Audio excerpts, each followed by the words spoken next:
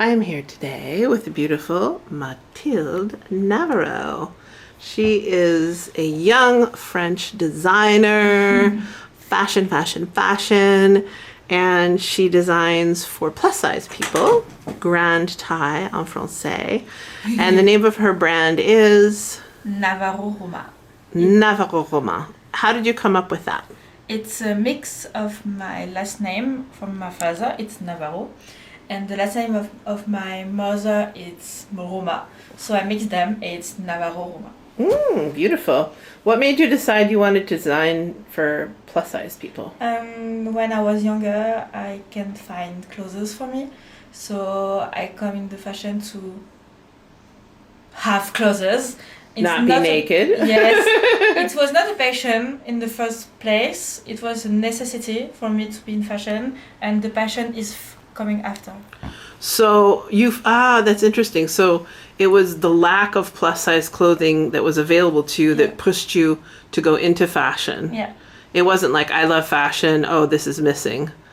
That's really interesting. Who are your inspirations as far as design goes? My first inspiration, it is Jean-Paul Gaultier and Thierry Mugler. Yes. And for the more classic one, it's Yves Saint Laurent, when Yves Saint Laurent, he was at the head of the Yves Saint Laurent brand. Yes. The real Yves Saint Laurent. Yeah. Did you watch the movie of him? Yeah, of course. Of course. Did you have a favorite part? I love the scenes when he was in Morocco. Ah, yes. I love the house. It's beautiful. So incredible. It's in Marrakesh, no? Yeah, I think so. Yeah. I actually worked at a house right next door. Back in the day. So, as a child, were you fat? Always. I was, and I am fat since the beginning. Yeah. Because oftentimes people have a perception of like the French woman and like no one's fat and everyone's perfect. And I mean, obviously more fat people are existing in the world and always will and always have. But it feels that there's a change in how like the French populace is as far as fat goes. So what was the experience of being fat in France? You grew up in Montpellier, right? Yeah, I grew up in south of France. So the south of France, for people who don't know, is where nice people live. That's why I'm here. No, it's quite cool. I love the people from Montpellier. They're kind of baba cool. So what was that experience like for you? It was very difficult, actually. I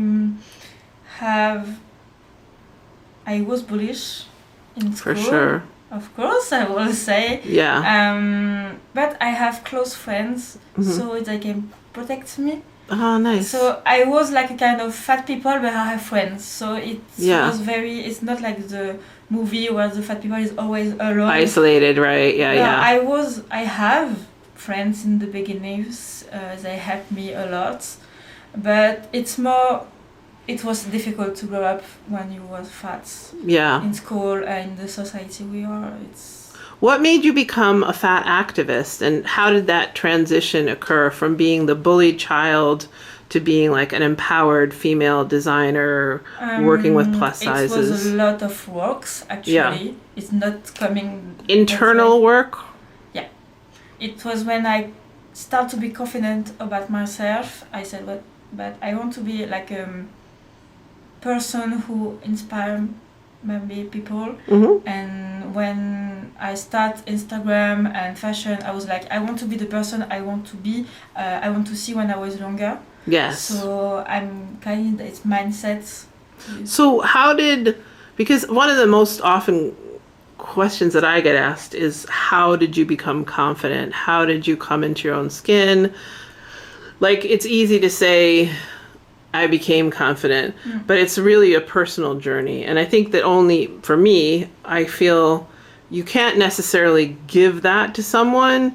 It's their own journey they take. So what was your journey for me, it was a sense of like indignance, anger towards people perceiving me just based on the volume of my body. What was it for you? I found a picture of Ashley Graham in the internet. I was like, oh, she's like me. She's a model. I was like, oh god, so I can be beautiful too. Yeah. So it was the first point who helped me to be back. I can be myself and can be beautiful and can be who you want to be. So it's the starting point. It's Ashley Graham, Mm-hmm. and I start it's a long way to do to be confident. Like right now I work again and always to be by myself, to be myself, to be beautiful. Mm-hmm. But it's a long way, and to help people I always start to be don't be like me, just be who you are, and maybe just take a little bit of words and of aspect of myself who can help you, but we don't say I have the same people, so you don't have to Don't like copy. Yeah. I see what you're saying. Yeah. you don't have to have the same way to be like you. Yeah. I see what you're saying. Is there any French models that you found inspiring? It's Clémence. Clémentine Dessau. Yeah. Clémentine Dessau. Yes, it's we the love first French model plus size I found, and I always found. And VOLUP2's first cover. We gotta say that. It is a big, how do you say in English? Avancé in French. Advancement in yeah, French to have culture. This woman Yeah. But we don't have a lot of people or plus size model in French. Yeah, We that's don't very have true. this. Which we're changing. Thank you very Yeah. much. What is when you design your clothing, what's your process? I start with the body, actually. Mm-hmm. I always design clothes around the body and around the plus size body, actually. But it's interesting because within fashion, we're often told that they can't make clothes for fat people because Bullshit. yeah. And it's always, well, it's like a size 0 is the blah, blah, blah. So, or that fat bodies are so divergent that there's no way they could conceivably, easily make whatever. So when you start with a fat body, given we were talking earlier about the prevalence of the hourglass figure within the plus size community, what fat body do you start with? Mine, because I know it the most. But I want to work with a fat body, like really fat body, we don't see them in the media. Yeah. So I want to make them like shine. Yeah, that's wonderful. What do you feel about like Universal Standard and Chromat and we are some loud bodies? There's lots of them that are coming out now. What do you feel about those that are really, I guess Chromat was probably the first. Yeah. It's good to see in fashion, like we can have a lot of body representation. It's like bol d'air frais. Yes. Fresh air. Yeah, it's fresh air, but for me it's too slow. Yeah, it's slow. A lot too slow because our mindset changed a lot, but in action we don't have this. Yeah. What are maybe the 3 ideas or concepts behind the actual physical designs of your clothing that would be most prevalent if you were to describe your brand? I can say in French I say monstrueusement beau. Monstrously beautiful. Yeah, it's like the mindset of my brand. Oh, nice. Yes, I want to, because we have a lot of fat people. It's always the nasty woman, the nasty boy, and it's like when you say in Ursula in the Little Mermaid. Yeah, it's always, if we're ever seen, they're it's always the villainous. ugliest person. So I want to make this person the ugliest beautifully. I like it. Very I want interesting. to change the image, and I want to make clothes who have a lot of volume, a lot of access to take place to fat people. Yes. Yeah, that's amazing, because oftentimes we're told to like constrain ourselves or minimalize our volume. So it's different to have people who actually exaggerate the volume. That's very unique. I want this, yes. And your hope is to show at Paris Fashion Week? I hope so. It's my biggest I hope so dream. too. Actually, I want to be in Fashion Week, and I want to have a brand who can be more accessible to all of the people. I want to have two line, more like luxury and more, not fast fashion, but like a slow fashion who can be accessible to all the fat people. Cool. What is your thoughts on sustainability in fashion? I think it's a good way to think, and yeah, we know with the fashion is very impact of the ecology, but we have to make water in the wine. Yes. Because gotta it's start not somewhere. so simple to be sustainable like fat people can't be, because we don't have access to it. So we have to be more gentle of the people who can buy sustainable fashion. Yeah. How do you feel about the fact that fat people, especially super fats, don't have the luxury to shop in physical stores? They're often shopping online. So angry because I think I'm the skinnier fat people in the group. Yes. But I can find clothes in stores, so I don't imagine for you to find clothes. Yeah. So it's for me I love words because I can understand why in 2023 we can find clothes in stores. Clothes, yeah. I agree. And it's like an experience. I have like lots of thin friends, so it's not like you can say, like, let's go shopping. Like everybody who's that size, and you're like, I will be seated in the food court. Yeah, like some friends say, let's go shopping. You say, okay, yes, but I can give you advice. I can buy me like cosmetic. Yes, products, I'll get the bracelet. I can buy clothes. It's impossible. Exactly. Did you know about VOLUP2 Magazine? Oh. Of course. Yes, I love it. What are your thoughts on VOLUP2? It's a fresh air, actually. A very fresh air, because we don't have a magazine like this in France. I love the mindset. I love the aesthetic. Thank you. I love it so much. So it's a pleasure to work with you, actually. Well, yes, we just had a lovely shoot. We're not going to talk too much about it, but I was very inspired. What drew me to shoot Mathilde, oftentimes people will ask me, how do you find your models? Which I should ask you that. How do you find your models for your brand, when you're shooting your... Instagram. Yeah, me too. Instagram is a model agency, y'all, just to let you know.